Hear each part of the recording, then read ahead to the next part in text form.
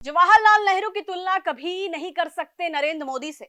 आदाब नमस्कार, मैं हूं अजरा और आप देख रहे हैं मंथन टुडे। अगर भारतीय राजनीति को सिर्फ इस आधार पर आंकना हो कि किसने कितने साल शासन किया, तो शायद आंकड़ों की बाजीगरी से कई दावे किए जा सकते, लेकिन इतिहास केवल साल, महीने और दिन गिनकर नहीं लिखा जाता।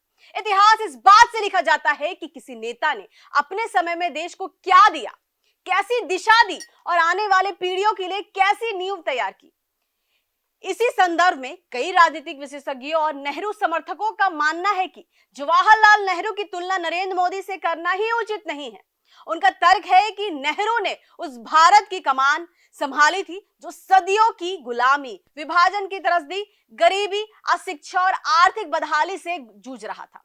देश के पास संसाधन सीमित थे, उद्योग लगभग ना के बराबर थे और दुनिया के मंच पर भारत अपनी पहचान बनाने के लिए संघर्ष कर रहा था। ऐसे दौर में नेहरू ने बड़े शैक्षणिक संस्थाओं, वैज्ञानिक शोध केंद्र और सार्वजनिक उपक्रमों और लोकतांत्रिक संस्थाओं की नींव रखी। उन्होंने एक ऐसा भारत का सपना देखा जिसमें धर्म के आधार पर नागरिकों के बीच भेदभाव ना हो, जहां संविधान सर्वोच्च हो और जहां विकास का रास्ता वैज्ञानिक सोच और सामाजिक सौहार्द से होकर गुजरे। उनके समर्थकों का कहना है कि नेहरू ने नफरत की राजनीति नहीं, बल्कि भाईचारा और सह अस्तित्व की राजनीति को बढ़ावा दिया। दूसरी ओर नरेंद्र मोदी के 12वें के शासन को लेकर विपक्ष और सरकार के आलोचक कई गंभीर सवाल उठाते हैं। उनका आरोप है कि आज देश में महंगाई आम लोगों की कमर तोड़ रही है, बेरोजगारी युवाओं के लिए सबसे बड़ी चुनौती बन चुकी है।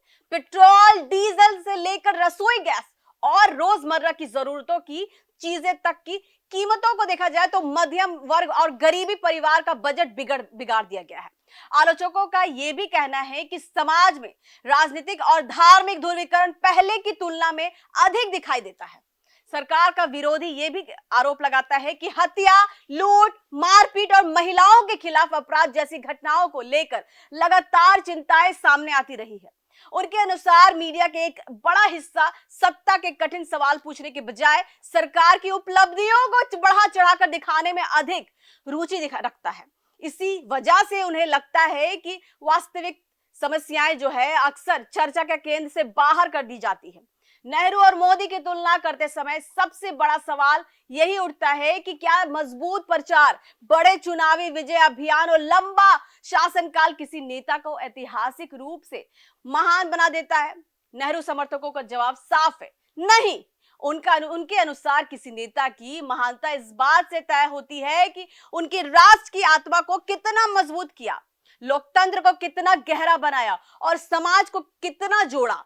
इसी सोच के आधार पर कई लोग मानते हैं कि जवाहरलाल नेहरू की ऐतिहासिक भूमिका और उनके द्वारा बनाई गई संस्थागत विरासत इतनी विशाल है कि नरेंद्र मोदी उनकी बराबरी नहीं कर सकेंगे।